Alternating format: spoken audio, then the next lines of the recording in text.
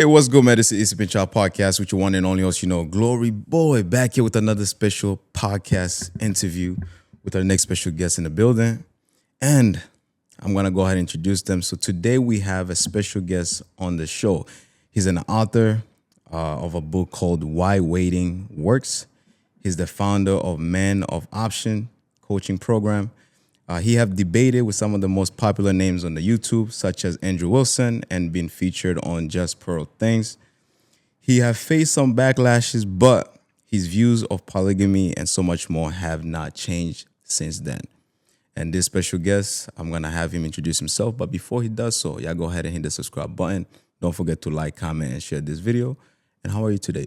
I'm great, man. Thanks for having me. Yeah, thank you for actually being on the show. I mean, it's incredible, though, being able to start a podcast and having people actually reach out and want to sit down and have a dialogue. Yeah. That's something that I've always worked for. And I feel like it's a blessing. I appreciate you for being here and taking time out of your schedule. Nah, man, my pleasure. I have a podcast too, and you really do meet some really interesting people through it that you'd have no other reason really to have a conversation with if you didn't have a podcast. So you learn a lot. Yeah. Yeah, most definitely. So tell the people what's your name and what you do so we can start. Yeah, my name is Robb Kowalski, one of the leading biblical marriage advocates out there. I probably put more content on social media than anybody else in the space. And when I say biblical marriage, I mean, I believe that it's permissible as far from God's eyes for a man to have more than one wife. But I also believe in monogamy. I believe in celibacy, and I believe in polygyny. That's all in the Bible. It's all regulated and blessed by God. What I don't believe in is monogamy-only. I think it's unbiblical. It's even demonic, I would go as far as to say, and it's terribly destructive. And we live in a culture that's been told that, it is monogamy only. When you get married, you can't have more than one wife. Legally, you can't, culturally, just to be accepted, you can't have additional wives. And it creates a whole mess of problems when you do that. When you get outside of God's way of doing things, it comes with terribly negative consequences. So I'm super passionate about exposing it, forcing the church and just the public to have this conversation, to look into it for themselves.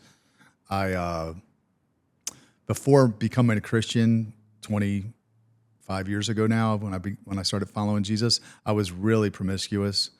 And when I, accepted Christ, I just kind of bought in full, hook, line, and sinker. I didn't really even question anything. And I just assumed, okay, well, monogamy is what Christians believe. And I want to be, obedient to God. And I never questioned it. I never really looked into it. I just assumed it was well researched and never even thought to look at it. So it really kind of ruined a large part of my life for the last 2 decades because I was waiting on this unicorn to come along that was going to, make it make sense. And I was also simultaneously, while hanging on to monogamy, I was also simultaneously not willing to have sex outside of marriage because I knew that was a sin. So I was kind of stuck in the middle of these two things, and it really, it was hard. It was really hard and kind of, stalled me out in a lot of ways where I was, in hindsight, if I'd known the things I know now, I'd be married. I have lots of kids and probably several wives, and life wouldn't have been nearly as hard as it was, hanging on to this false doctrine. So yeah, I mean, take us back though, because sure. Every time I have my guests, I always want to, ask them to take us back to when everything started. But like, just throughout your childhood, like, do you remember what type of relationships were kind of like exposed to you? As a child, just growing up. Yeah. So my mom got pregnant with me when she was 14. She was really young. My dad wasn't in the picture. So growing up, with a single mom that was so young, she worked a lot, and I just kind of ran the streets and kind of raised myself. Learned to be a man, I would say, from watching television and movies, and from what I saw, guys that were good with girls, they were the men, right? Like that was the kind of man I wanted to be. So from a pretty young age, I was girl crazy. And, I think one time when I was 15 years old or so, maybe I was a little younger than that. I might've been even like 12 or 13, but I came home from playing and I found a videotape. I don't know if you know what those are. You guys are young, but I found a videotape on the coffee table and I popped it in. It was male strippers. that my mom had rented this tape of male strippers. And I remember even at like 13, I saw these guys taking their clothes off and girls sticking money in their pants. And I thought, that's what I want to be when I grow up. Right? Like, who thinks that? I had 13. Most kids want to be a firefighter or a cop. But I wanted to be a stripper. So I actually reached the goal when I turned 19. I started stripping for some entertainment agencies, and I went on to become like, I was working for all the entertainment agencies. I was like the most booked stripper in Baltimore, where I'm from, the city. And, I was having a lot of casual sex. I was making money and, kind of thought I had everything that I wanted, and, but my relationships with women were really chaotic. I didn't have great success in my romantic relationships, but, yeah, I mean, that's kind of where it started is before Christ. That's what my life was like. It was just a party. It was like something that you would probably see in like a movie or something. It was, today there's people that's actually doing it, but like some people, I've watched a couple movies where like, you will see people doing things because they always wanted to do it when they were kids. And then later on in life, they're like, man, like that's not something that I really wanted to do. At what point in your life did you start feeling like this is not the right thing, or this is actually taking me in the wrong direction? Like I need to actually get myself back on track and start focusing on my life. Well, my life was spiraling for sure. I was making a lot of money, but I had a string of arrests, and again, my relationships with women were very chaotic. But I didn't really necessarily want to change because the harder I partied in some respects, the more money I made, because I went from stripping to nightlife, where I was running the nightlife in Baltimore for a while. And even though my life was crazy, I was making a lot of money doing it. So there were drugs involved, and I did want to cut back on drugs. I started to recognize things were getting out of control. I never really wanted to quit, to be honest, because again, I was pretty successful doing it. It wasn't like I was losing my house, and you hear about all these stories about people. Right. But for me, I had a radical encounter with Jesus when I was 27. I didn't think about God up until then. He didn't really cross my mind much. I did have a little exposure to Christianity when I was growing up. There was a church in the neighborhood I would go to once in a while, but I had never heard God's voice or felt his presence. But when I was 27, I had this road to Damascus experience. For those people that aren't Christians, that's a reference to what happened to the Apostle Paul. But I had this radical encounter where God called me, and he was like, trust me, follow me, I have a plan for you.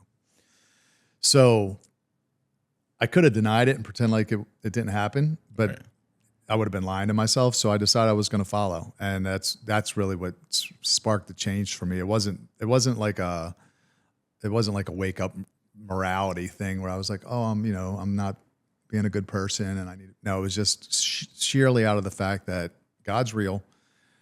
We don't just die. And I need to, the paradigm shifted, because up until then I was like, man, do it up, have all the fun you can, because when you die, that's it.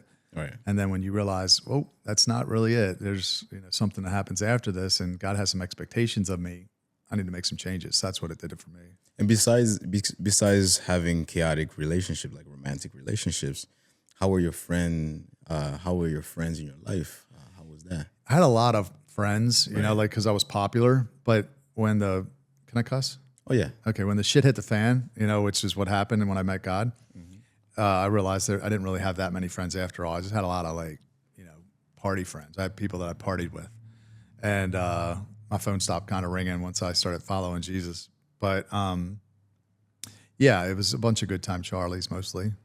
Yeah, because being popular, especially like in the nightlife, that's when everybody want to be around you. Yeah. Me and my brother, we used to throw parties here and there, and the only time that you see so many people come to you is when you're at the door collecting the funds, Absolutely. Like, yo, come on, bro. Like, you know me, bro. Yeah. You know me.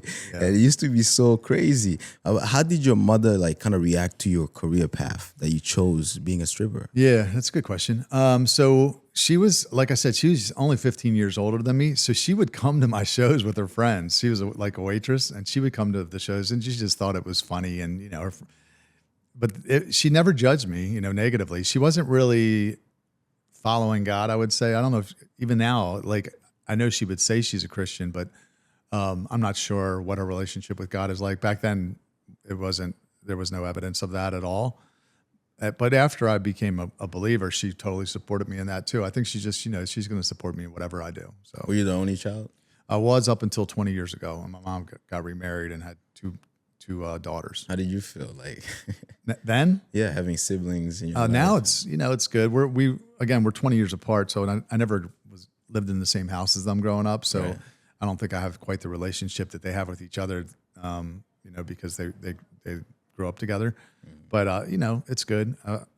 It was definitely cool when they were younger, and I was kind of like their cool older brother, Yeah, it was definitely. So I want us to kind of jump all the way to the, to the reason why we're here is because of what you have studied, what you're preaching on social media and so much more. But like, do you believe human naturally wired for polygamy or monogamy, and why? I think we're naturally, as men, we're wired for polygyny is what I like to call it, because polygamy is like the umbrella term, Right. and that could be a lot of different things. Polygyny is specifically a man that has multiple wives. So when you read the Bible and you see that all these great men of God, men that wrote the Bible, men that God called a friend, men that God said, a man after my own heart, some men that he spoke with face to face as a man speaks with a friend. Not all of them, but a lot of them had multiple wives, and God never said a word about it. Never said, hey, you shouldn't be doing that. Never called it a sin. Never punished anyone for it. So it's like, where did this come from, right? Like, I believe it came from Rome, which was a pagan, country and a pagan religion, and we adopted a lot of their beliefs. But I think if a woman walks into a room full of good-looking men, usually she wants the best man. She's like, who's the top dog here? Who's the richest, the most successful, who has the most status? She's hypergamous. She wants the best one. If a man walks into a room full of beautiful women, he wants to sleep with them all. If he could, and there was no punishment or negative consequence, he would. And I believe that naturally men are polygynous. We're wired for variety, and I believe that God did that for a very good purpose, very good reason. It's not a glitch. It's not something wrong. It actually serves a great purpose, because there's always going to be more women who want to be married than there are men who are willing and capable of marriage. Always. I posted a video today about it where I just did a quick Google search, and I was looking at some countries, and Latvia has 87 men for every 100 women. The various countries, there's like somewhere between 85 and 95 men for every 100 women. So there's already an imbalance.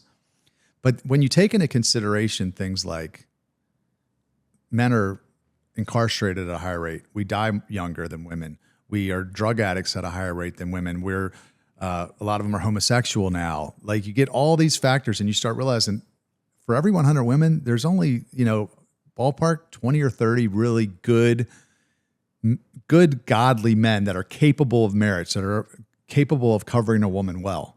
So that's a huge imbalance, right? How do you get that covered? If it wasn't for the fact that God gave men a desire for variety, how would the imbalance get solved? Because the Bible says that the head of every man is God, and the head of every woman is man. So what happens to all the women that don't have a head? They don't have a man to lead them, love them, But protect do you believe them. every man should No. practice polygamy? No, I just think it needs to be on the table. I think if this was normalized, let's say legalized, or just to take it a step further, normalized, I think most men would practice monogamy. But it's when you remove the option that all the problems come in. And some of the problems that happen is, one, men drag their feet, right? Because if you tell somebody they only get one of anything, man, you got to think about it. If you tell me I get one car for the rest of my life, man, I need to do a lot of research. I'm going to need to test drive a lot of cars because I'm only getting one, and then I get scared. What if I pick the wrong one? So that's just what happens with men. We stall out in the dating market, and we do this constant catch and release because we only get one, and it's just too much pressure.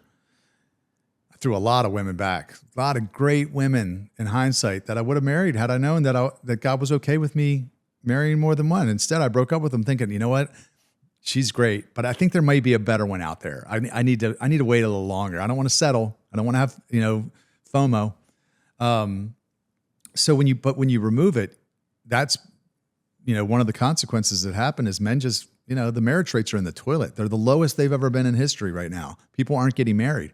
And the other thing that's ironic is women will say they want monogamy only, but 80% of the divorces are filed by women. But also speaking about like people not wanting to be married, do you think it's only happening in certain parts of the world? Because especially like where I'm from, it's like marriage is huge. Yeah. Like majority of the people, when they're dating, they date to marry. They court you and then later on they get to marry you. But when I came to the United States, it's like not so many want to be married. The reason why is because a lot of people fear the government. Yeah. Because the government is going to interfere through their legit. marriage. And then a lot of men think of marriage as like being a business transaction. Like you marry a woman, if you do something wrong and you came in a relationship with everything, she may take everything from you. Mm-hmm. But do you think that's also one thing that's scaring a lot of people? Absolutely. The family court laws are terrible for men, so it's not a whole lot of incentive. Here's the deal, like probably is it a Christian country where you're from primarily? Yeah. Okay. Okay, so a Christian country, that's really what matters, because I think if you look back, 50 years ago, this wasn't a problem. We had monogamy and people got married and stayed together. What's changed is we've lost that belief set, right? People don't follow the Bible, so it goes back to human nature, and that's where we're at now.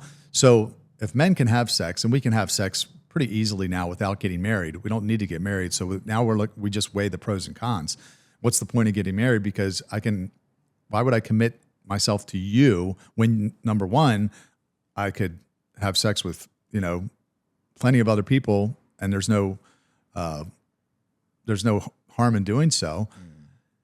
And if you decide to leave me, if we get married, you can take half my stuff and the kids. Like, so it really starts, I think men have kind of taken a step back from it for that reason. I think family court law is a big, what's the opposite of an incentive? Decentive? Yeah, decentive. But like, I want to ask you this because one thing that I always kind of like think about is when men tend to practice polygamy. Me personally, I feel like if you're gonna go ahead and marry multiple women, I feel like you have to be able to take care of all of them. Absolutely. You have to, because in our country, and also it's practiced in Islam. A lot of Muslim people will marry up like to four women. Yeah. But like in order for them to marry those 4 women, they have to be willing to take care of all of them. Absolutely. Do you think also if men are going to pursue that route, they have to be capable of taking all women? Or because I also watched one of your videos, you mentioned something very important, is that when you're practicing polygamy, it kind of like also reduces that poverty within the household, because now one woman can work a part-time, another one is watching the kid, the man is working full-time, and then you're bringing more money into the household. Yeah.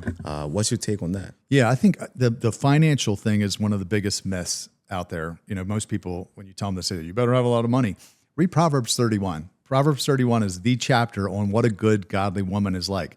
And that woman is a hustler. She wakes up early. She's out there selling her fabric to the ship, whatever. She's out there hustling, making money, contributing to the home.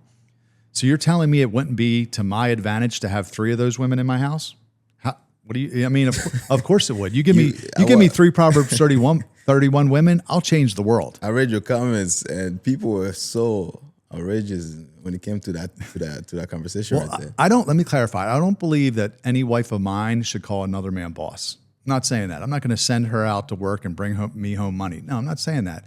But if she's got a passion, a side hustle that she wants to start, but even better, support my vision and my mission. So imagine if I have a big mission from God, a big vision. God's telling me to go out and start this studio, for example. And you're like, man, I really wish I had some extra help, right? So maybe the woman is good at the tech stuff, or maybe she's good with finances, or maybe she's good at administration. So you got women that could do different things. So women were sent here to be helpmates. They're supposed to help you achieve the mission. That's why it's submission. They come under your mission. So if I can get to the goal that God gave me faster, and I can go further with 3 women instead of 1, why wouldn't I marry 3 women, given the vast need?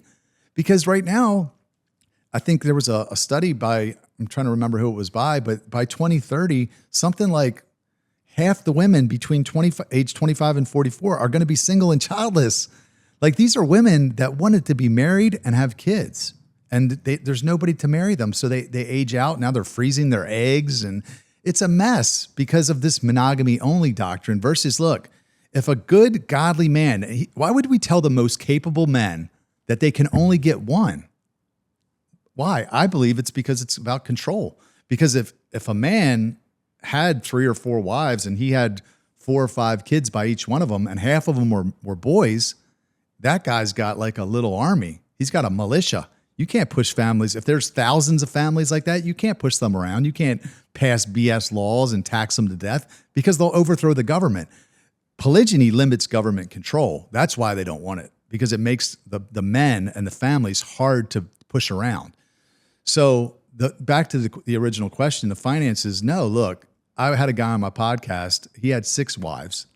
And first off, he said, don't do that. It's too many, right? He goes, but he talked about how easy it was. All the women had hobbies. He said each of them, he said he did have them contribute to the household income. Everybody contribute 1/7 of the household income. It was pretty easy. They painted. They all had different things. If one of them wanted to go to the store, there were plenty of women to watch the kids. They only had to cook dinner 1 night a week.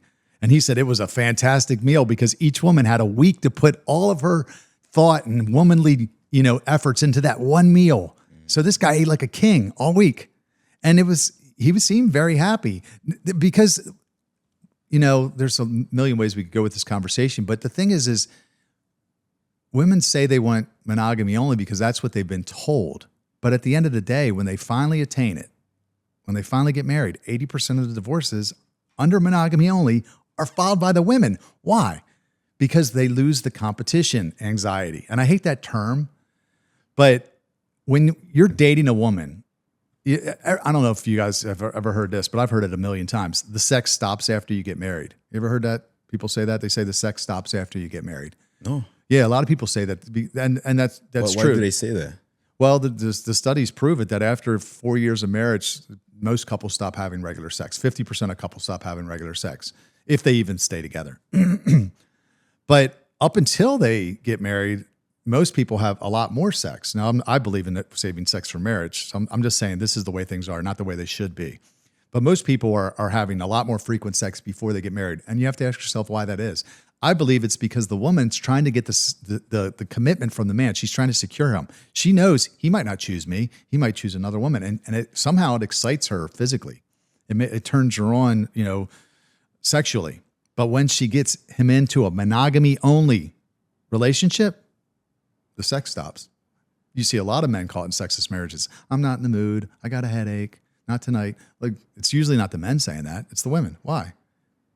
I mean, because we've changed the model that God gave us. Polygyny is very clear in the Bible. Exodus 21:10. It says, if a man takes an additional wife, he must not deny the first food, clothing, and conjugal rights, sex.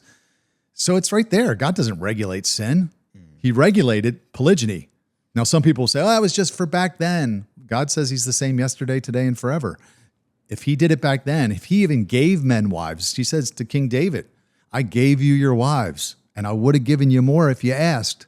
I want to ask you also, because in the Bible, you also say do not practice adultery. Adultery is a great question. So like, what's your take on that too? So adultery always was defined by the marital status of the woman, never the man. No man was ever accused or punished. So first off, let's get this straight. Adultery in the Bible was a sin punishable by death. Very serious sin. That's taking another man's wife. Why does it say if you lust after another man's wife, you commit adultery in heart? Never says if you lust after another woman's husband. Why? Because a polygyny is okay with God. It's okay for a man to have multiple wives, and God's never said a negative word in the entirety of Scripture about it. Adultery, we changed the definition of adultery. Most churches, even pastors, will tell you that if a man cheats on his wife, he's an adulterer. Where's that in the Bible? Why was no one ever called? It's a married woman. If a single woman cannot commit adultery, it's impossible. It's impossible for a single woman to commit adultery. The woman has to be married. Now, a man can commit adultery if he sleeps with another man's wife. But if he's married and he sleeps with a single woman, he doesn't commit adultery. I'm not saying he should, but it's not adultery. It's fornication. That's a serious sin, but it's not adultery. So we need to go back to the Bible and define the terms correctly. And this is why you hear about so many people, so many men, even pastors in ministry, get caught having affairs. Like every year you hear about these guys, Ravi Zacharias, great theologian, apologist. And you come to find out he's doing all this crazy stuff, getting massages, and because men were desired for variety. And when you tell them they can't and you remove the righteous way for them to express it, they choose the unrighteous way a lot of times. So you get all this degeneracy like Jeffrey Epstein and Diddy and all these people because you've removed the righteous path. Because maybe they would have chosen. I'm not saying that they would have, but they might have. We didn't even give them a chance to choose a righteous path.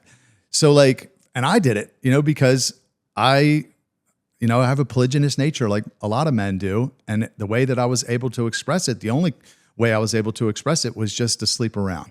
I had sex with a lot of women. And what does that do? You're actually going out and you're polluting the dating pool. You're sleeping with another man's future wife and then making it harder for her to pair bond with her future husband at some point.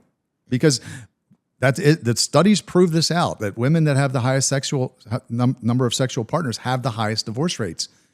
So it just creates a mess of problems. If you would have told me when I was 17 years old, Rob, you can have, as many wives as you can take care of, as you can protect and provide for. I don't believe that women should just sit home doing nothing. I want to ask you this question. Sure. Because this has been a topic that have been going crazy online. Where a lot of guys and girls are competing, saying like, "Oh, men and women should have the same body count." Gross. What's your take on that? Yeah, men and women aren't the same. So, how many men do you know who do OnlyFans and have a bunch of women paying them? I don't follow the OnlyFans people. But do you know anybody that? But no. When I hear about OnlyFans, I think about women doing OnlyFans. Right? Why? Yeah. Because men have always been trading sex for security. I mean, if you break it down all the way to the base level, that's what's happening, right? So a woman is the gatekeeper of sex. She's 99.9% of the time, she's going to say if and when we have sex the first time. A man's going to say if and when we get married because he controls the commitment or the security.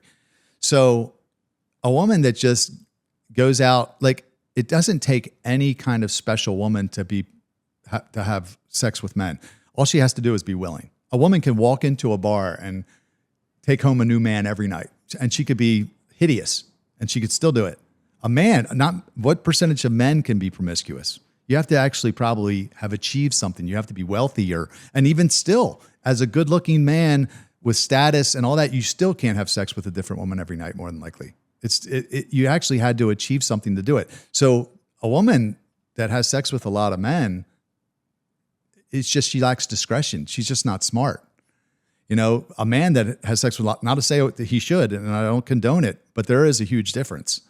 And yeah, anybody that hasn't seen that is just, they're denying reality. I mean, it's pretty obvious. Yeah. Do you think feminist movement have kind of played a huge part in kind of developing the women to think different? Because I mean, I did study in college. I did women and gender studies, and the way feminist movement was being taught was different compared to what I'm seeing today. It was taught for women to actually have the right to vote, have the right to go out and work, but also it was tough for women to still remember that they have to stay home and be able to take care of the kids and help the husband in some way. But now it's different. I hear a lot about 50-50.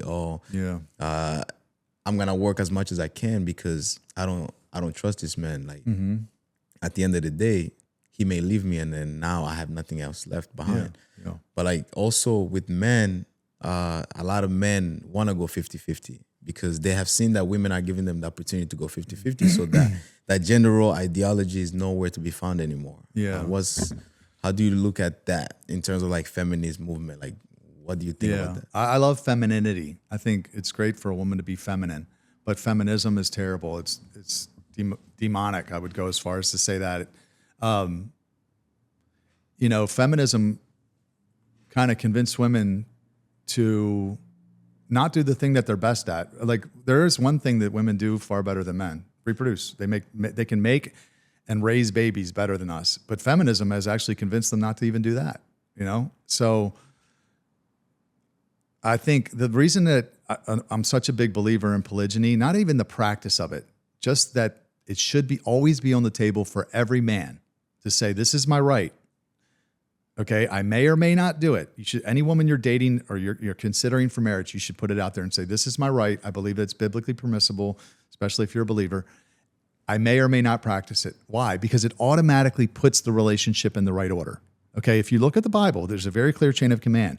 God, man, woman, children. Sorry. But when you get monogamy only, it creates this egalitarianism. It makes us equals. There's like, okay, I can't have another man, but you can't have another woman either. And it makes us equals. You know, polygyny puts everything in the right order, and that makes things very healthy, because what produces a great relationship between a man and a woman is polarity. When you get a really masculine man and a really feminine woman, it's a great relationship. My wife is super feminine, and I feel like I'm fairly masculine. And what makes it masculine men? I think a lot of things. You know, frame is one. You know, like you have to be able to set and enforce boundaries. You know, like I think women like that. That's what they look for when they meet a man. It goes back to probably biology, where they want to make sure they're choosing a man that can help them reach their destination safely, right? So like you've heard of shit tests in Red Pill. Yeah. So a lot of times women will shit test you because she's trying to create these artificial storms to see if you know how to sail a ship, because she wants to make sure that if she chooses you, you're going to be able to sail that ship and get her to where she wants to go in life and not be blown this way and that way by all the waves and the wind, right? So she'll see if she can get you off your thing, right? So a woman loves a man that she can't emotionally sway and she can't manipulate. So if, you know, a lot of times women want to be told no, because they know that your yes means yes and your no means no. But I think frame is one of the most important things. And, you know, just good leadership, being able to, you know, chart a course, have a clear mission. Going back to polygyny, why I say, again, why it should be on the table is, imagine one day, you know, you're doing your quiet time, you're praying, and God says, Glory, I want you to marry that widow across the street with 2 kids. And you say, let me just ask my wife first, God. Do you think God would be pleased with you? I don't. I think you need to listen to God. God's going to tell you what to do, and your woman needs to come along and follow you and support you. You get the ultimate say. She can give you input. My wife is my number one advisor. She's going to tell me, you know, okay, give me advice. But at the end of the day, I make the decision, and she knows that. That is part of, you know, being masculine. Yeah, but you know, in that terms nowadays, that is called toxic masculinity. I don't buy into that. That word that has been going on, and a lot of times when a man shows their true masculinity trait, you know, they want to show that they can protect and provide for that woman. And then there's a term that a lot of people have actually went against, is having the authority over. Yeah. You know, why do you think that word is so offensive? Authority? Yeah. Yeah, I think, okay, so the Bible talks about in Genesis that the fall of man, there was a curse that God put on humanity and even the world, the earth. But he said, your desire will be for your husband, but he will rule over you. Okay, so a lot of people have studied that word desire, and they try to figure out what it meant. So the desire, first, and it means 2 things. Some people had thought, well, it means the desire to rule him. Right. She's going to want to rule you, but you'll rule her.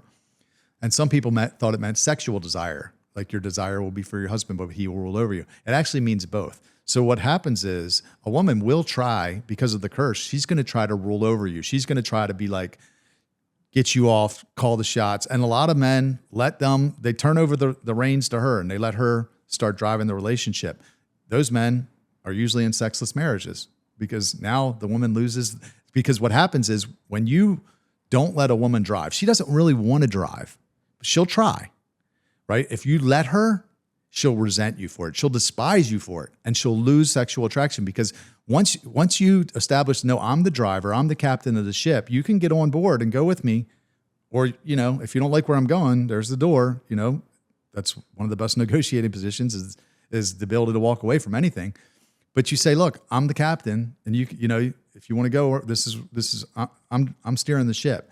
Then they actually desire you sexually. But if you don't, they'll actually lose that physical attraction for you. And I've often said, if you show me a man in a sexless marriage, I'll show you a man that has weak frame 100% of the time. So yeah, I think it goes back to the curse. I think that God pronounced the curse on, you know, men and women and relationships, and women will try to take the authority. And if you let them, because sometimes on some level, I think why men do that is fear of losing her, right? If you're afraid, oh, she might leave, like she might break up with me. And then what happens is you let her take the reins, steer the ship, whatever analogy you want to use. She will, and then she'll hate you for it.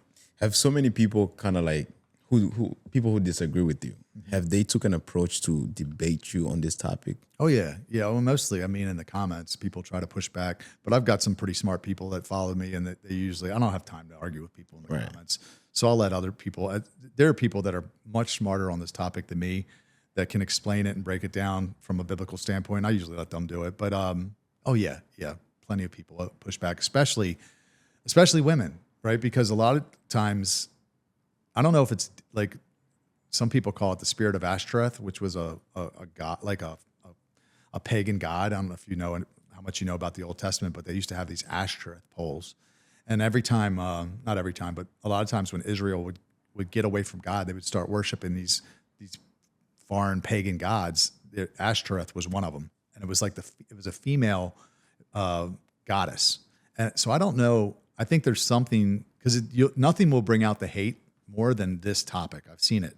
Oh yeah. Yeah. It brings out, like, you'll see somebody that looks like the sweetest Christian, and then you start talking about that, and it's like they almost, something like possesses them. And so, yeah, you get a lot of pushback on it, but I don't make the rules. I'm just the messenger. And I tell people, don't believe anything that I'm saying. Just pick up the Bible and research it. This is what really gets me is I always knew I had a polygynous nature deep down, but I never would allow myself to go there mentally because I thought it was a sin and I didn't want to admit that I wanted it.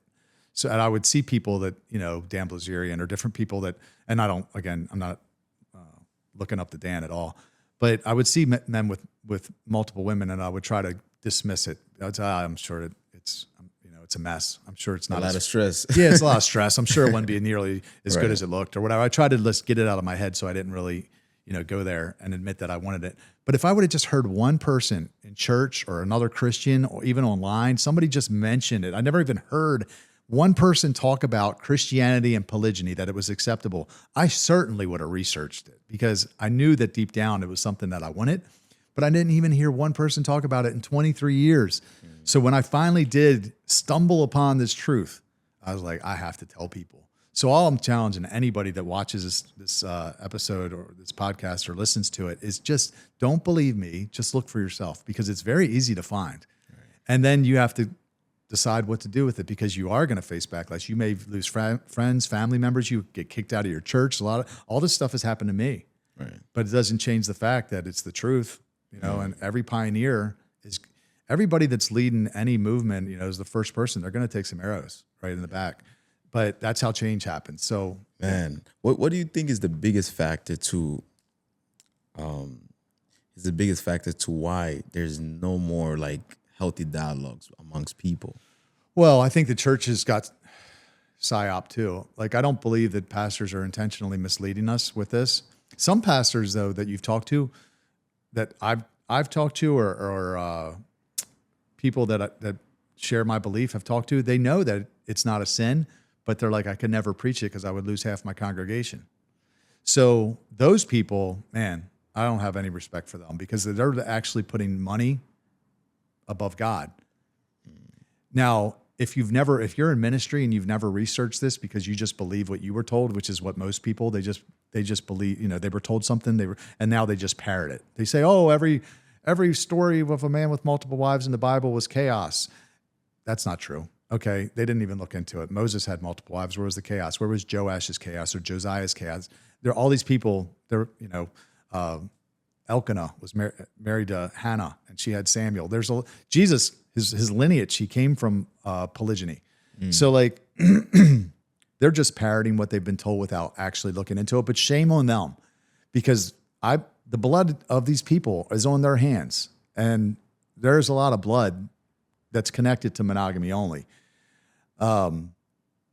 But I think that most people, I heard Kirk Franklin on a podcast the other day. You know who Kirk Franklin is? Yeah, Kirk Franklin. One of the biggest gospel artists of all time. He was on talking to Tyrese. And he was asking about polygyny. I've never heard anybody at his level question polygyny publicly. And he's like, I want to know. This is a new conversation. I'm like, Yes, the word's getting out. At least people are talking about it.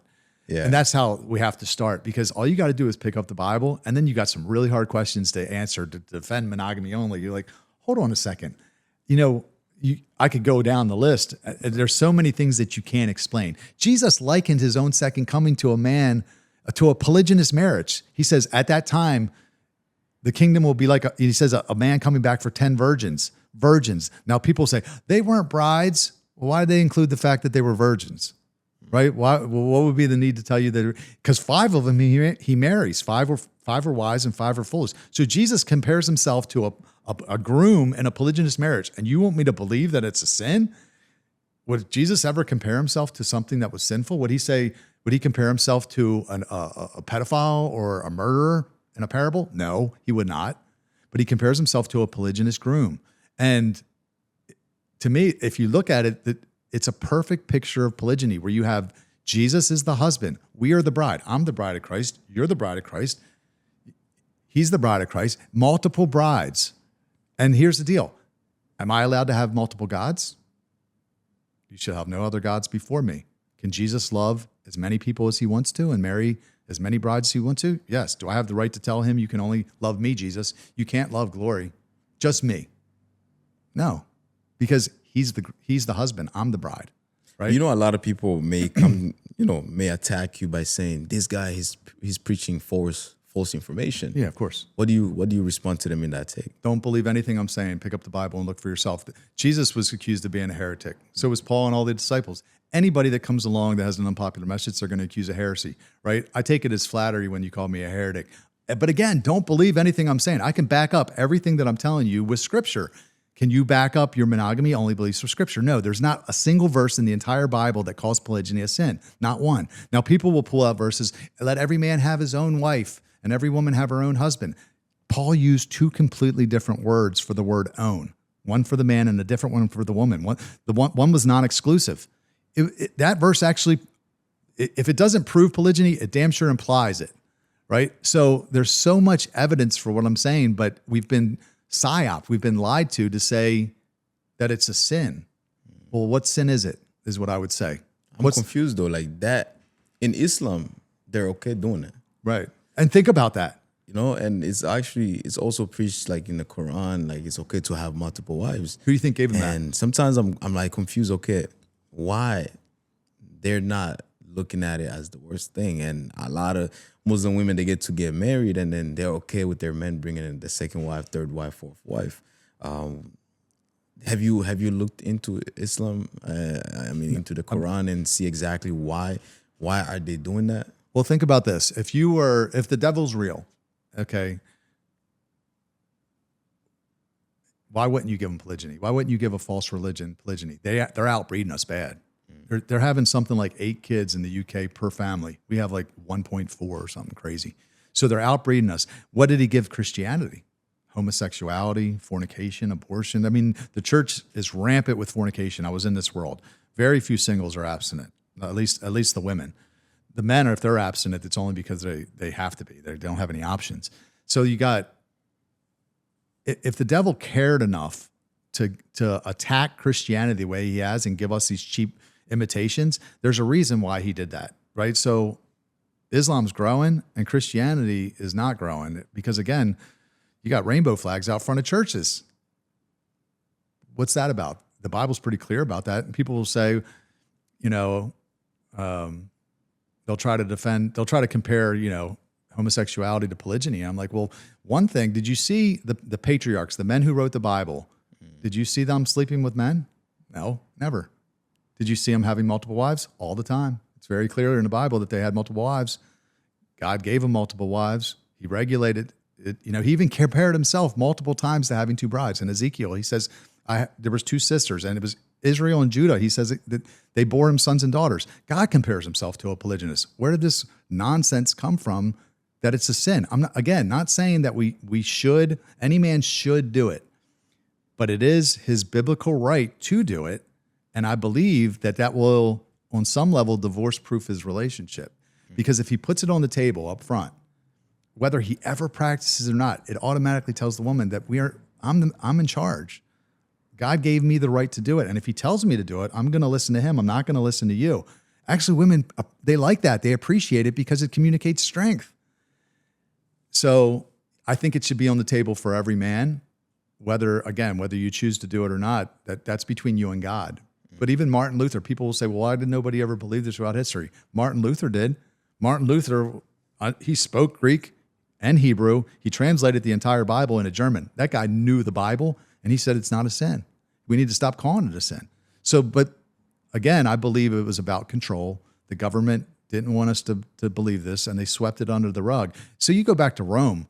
Rome had the law that you could only marry one woman. You could only have one wife. But at the same time, they're all degenerates. They were having sex with boys, and they had mistresses and prostitutes, kind of like America right now. Why? Because men are wired for variety. And when you take the option to marry away from them, they just do it, really pervert it. So, yeah, I don't remember what the question was. But yeah, man. But also, you mentioned something about homosexuality. This has been very, very, it has been a very sensitive topic especially in this country, where the moment you mention it, especially like you say, okay, I feel like homosexuality is weakening men in some way, all of a sudden you get attacked for it. Sure. You know, like you can't really have a conversation and have your own opinion towards it. So when, homosexuality started taking over and so on in the Western world, you growing up and seeing that, what was going through your mind? Because where I'm from, you barely see it. Yeah. You barely see a gay person in the street, man and man holding hands. That is a crime. You can get punished for it. But like, what was your take on it when you started seeing the government actually making it more visible and okay for people to practice it? Yeah, I mean, of course, I'm not in support of it. I mean, the Bible's very clear about homosexuality being an abomination. Men on men. The Bible's, oddly enough, it's very quiet about women on women. It doesn't really say anything about it, but it's very clear that it's an abomination for two men to lie together. But yeah, no, when I was in high school, like, if you called somebody like, if somebody was gay, it was a negative thing. It was like, if people were gay, they probably were hiding it because they didn't want to be judged. Now it's almost like cool. They've made it cool to be gay or bisexual or non-binary or whatever crap they're coming out with now. So I kind of look at it as it's a virus. It's like a mind virus, and it's spread, rapidly. And I don't know if that was intentional, probably. But again, everything I try to do, I just try to go back to the Word. I try to go back to the Bible and live my life as close to that as possible. And I think, the Bible's very clear that that's a sin. And I don't think I think everybody should live their lives as close to that as possible. Now, because at the end of the day, there will be a reckoning. If people aren't a Christian, they'll just think I'm like a bigot or something. But there will be a day that we stand before the throne and we're going to get judged. And that's a pretty serious sin, homosexuality, and I wouldn't want to be on the wrong side of that. But no, it was wild to see how fast it spread. Yeah, man, what a conversation. So I mean, we're getting closer to the end, but for the people that's still not familiar with the word polygyny, if you had to describe it, in one sentence, what would you say? Just one sentence? You could go on and on. Okay, well, just a man with multiple wives. That's all it is. Plural marriage, but. Plural marriage could actually be kind of broad because you could be like a woman with multiple husbands, which is called polyandry. No, polygyny is a man with multiple wives. That's what I didn't even know the term. I just heard of polygamy up until a few years ago, and I heard polygyny, and now I use it a lot. But that's very specific. It's a man with multiple wives, and that's the only form of polygamy or whatever you want, polyamory. It's the only form that God is okay with. It's not like you can be polyamorous and she can have multiple partners and you can have multiple partners like that. No, that's a cesspool. And the devil's going to try to pervert everything that is of God. He's going to try to pervert it, which is why you have polyamory and things like that. But it doesn't work. It doesn't work biologically. Like, you wouldn't even know who if your woman got pregnant, you wouldn't even know if you were the father.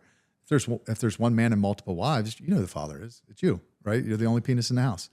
And actually, I like using that term a lot of times. That's funny, right? I'll tell people biblical polyamory. That's funny because I had I saw some people on Facebook that were just arguing, saying that they were arguing in terms of that, because the woman, she had, another guy that she was messing with, and then all of a sudden, she was pregnant, and it became a whole issue because she didn't even know herself who was the father. Yeah. It became like a huge problem to a point where like now she had to kind of like go through DNA testing and all of that to figure that out. And it's crazy. I mean, that was a funny take right there. You know what's wild is 80% of the women, I don't know if you've ever heard this stat, no, it's probably not precise, but 80% of the women are sleeping with 20% of the men. That's what's happening. So you got a majority of the women sleeping with a minority of the men because they want the best man. So they're out there sharing. So polygyny is already happening.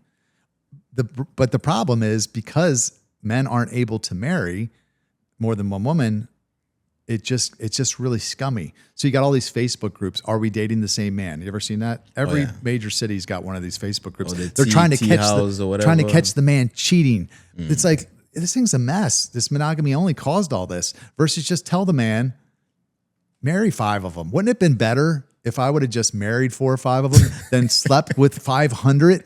I slept with hundreds of women. It would have been just better to have me. If I would have got married to 5, I would have been tapped out.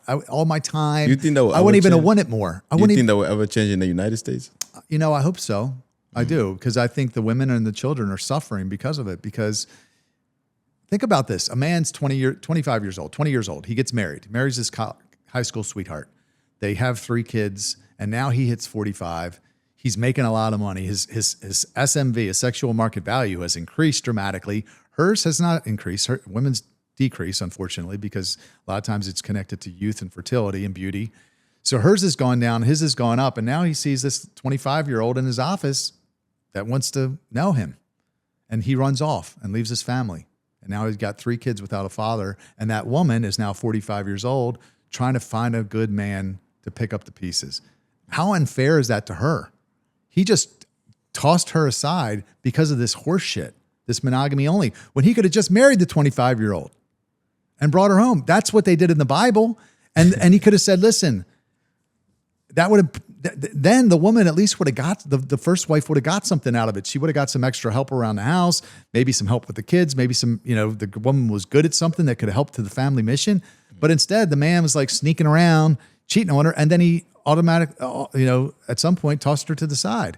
And that's really what monogamy only does, man. It's created so many broken homes, man. Like, and the women and the children are the ones that are suffering the most from it. So, I hope it changes, man. I really do. Yeah. Just my last question for you. How do you think people should actually, talk about it in a healthy manner? Let's say you're a man, you have your wife, and, you're thinking about having multiple wives. How do you think a man should approach his wife to have that kind of conversation? Man, that's a good because question. It's very, very, a very sensitive topic. Yeah, the thing is a lot of men that are married, they got married in ignorance because they were told that we live in a monogamy-only culture. So they may have made vows to their wife to forsake all others, right? So I don't even know what to, I do have a coaching program and a course in a community full of guys that believe in this. Some of them are practicing it. Some of them are just pursuing it. And that's something that we talk about.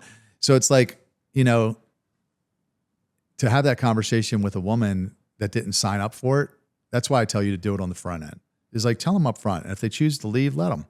The thing is a woman doesn't have to choose you to submit to. But once she does, then she has to, she does have to submit. And if polygyny is what God, has in your future, then she can't veto it. But if she's already married to you and you made that vow, God has, you also shouldn't break your vows, the Bible talks about. So you would have to bring that up very carefully. And we have had men do it. And then you'd have to have her give you some kind of dissolution of your vows to maybe have something in writing. We actually had a template that we put together for that where but you don't, ultimately at the end of the day, you don't want to blow up your family. That is the last thing. I'm not for divorce. God hates divorce. I would never want to see somebody wreck their home coming to this truth. But it's a very sticky situation because again, if you made this vow to your wife and she didn't sign up for this, it's kind of unfair to spring it on her and be like, oh yeah. But at the end of the day, if we really boiled it all the way down, does a woman have the right to leave? Biblically, no. the way a woman can leave her husband biblically is death. Basically, if he dies, then a woman's free. This is the really wild thing. Once you start to really understand the Bible, you'll see that the church is full of adulterers because women divorce their husband for no valid reason, no biblical reason. And if they remarry or have sex with another man, they're an adultery. And again, very serious sin. The Bible says adulterers will not inherit the kingdom. So, again, does God give you a pass because you were in ignorance? Possibly. But, again, I would encourage anybody that is in that situation to join the Man of Options, because we do have men that have navigated that. But you have to be very careful with that, because you don't want to wreck your home. Yeah, you don't want to wreck your home, because that takes you in the most downward spiral as a man. You start going to depression and all of that, especially as a man, because you get to lose it all. Yes. Everything gets taken away from you. And I know in New York State they have passed that law that if you cheat or sleep outside of your marriage, you lose almost everything. The wife takes everything from you. And you have no say so, because the lawyer is gonna fight for that. Yeah, it's a really evil system, though. I don't really believe in state issued marriage licenses. You're basically partnering with Babylon. You're letting them in your house, in your relationships, and giving up a lot of power. The marriage never belonged to the government. Up until 100 years ago, it was always with the church. It was you make a covenant before God. Maybe you sign a contract with her family. Maybe you pay a bride price, to her dad or whatever.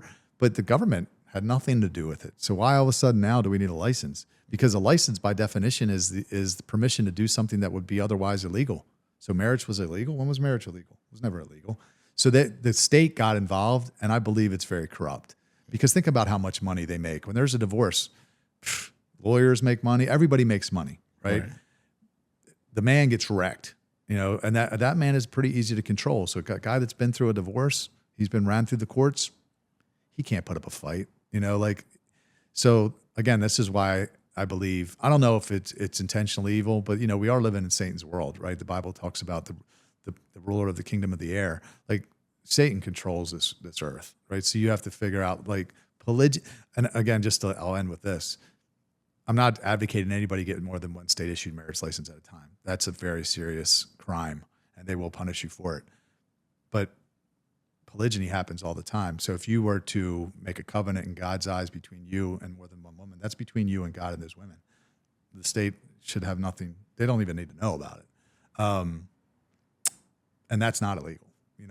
Now some states could get you on common law marriage, where if you even live with a woman, they might try to prosecute you in some way, but there's ways around that too. So yeah, man, thank you so much, Rob, for your time. Thank you, Glory. I know you're traveling back home tomorrow, so it was an honor to have you actually sit down and have a conversation. I always tell my guests, I always tell my audience that my goal is to always bring people with different perspectives in life, because you never know what anybody's saying, and kind of you can challenge that idea.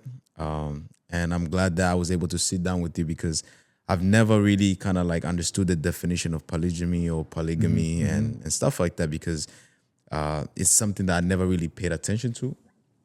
But it was important to actually get to know, because there's so many people that actually practice it, and I wanted to understand exactly why they practice such a thing and what drives them to it. But yeah, it's an honor having you. I'm going to go ahead and pull, your website in the description below so that the people can follow you and so on, and your podcast and so on. Once again, thank you so much.